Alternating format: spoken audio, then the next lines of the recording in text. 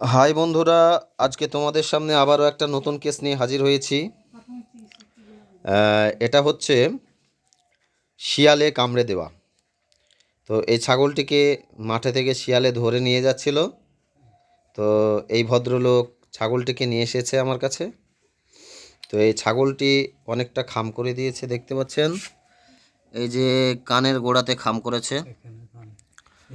তো আমি এই বলতে চাই যে যদি কোনো ছাগলকে শিয়ালে কিংবা কুকুরে কামড়ায়, তো সেই জায়গাটা ডেটল দিয়ে পরিষ্কার না করে ক্ষারযুক্ত লাইফবয় কিংবা যে কোনো অতিরিক্ত ক্ষার জাতীয় সাবান দিয়ে ভালো করে জায়গাটাকে ধুয়ে পরিষ্কার করে নেবেন।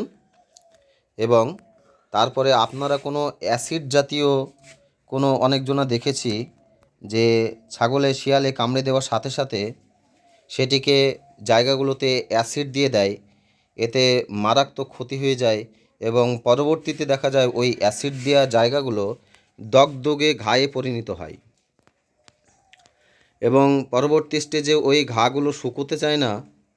তো আমি এই কারণে ভিডিওটি করলাম যে যাতে আপনারা দগদগে ঘায়ের উপরে কিংবা শিয়ালে কামড়ানো জায়গার উপরে কোনো সময়ের জন্যই অ্যাসিড দেবেন না।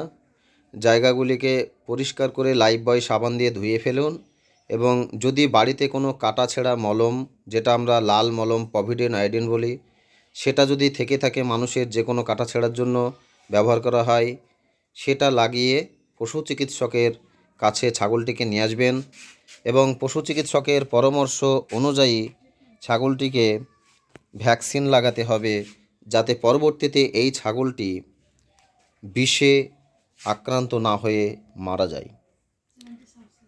তো এই বার্তা আমি আপনাদের সামনে পৌঁছে দিলাম এবং এটাকে অবশ্যই, যদি হাতের কাছে ডাক্তার না পাওয়া যায়, সাথে সাথে আপনারা এই পরামর্শগুলো দিলাম, এগুলো করবেন। তার সাথে মানুষের আশেপাশে যদি মানুষের কোনো ডাক্তার থাকে তো অবশ্যই একটা টিটেনাস করে নেবেন এবং পরবর্তীতে পশু চিকিৎসকের পরামর্শ অনুযায়ী ভ্যাকসিন প্রদান করবেন। যদি এর ভ্যাকসিন সঠিকভাবে না করা যায়, পরবর্তী স্টেজে বিষ হয়ে গেলে এটা আর কোনো মতেই ভালো করা সম্ভব হবে না। এই বার্তা আপনাদেরকে দিলাম এবং আমার এই চ্যানেলটিকে লাইক, কমেন্ট, শেয়ার, সাবস্ক্রাইব করবেন, যাতে পরবর্তীতে আগামীতে এবং নতুন নতুন ভিডিও আপনারা দেখতে পান, এটাই আশা করছি।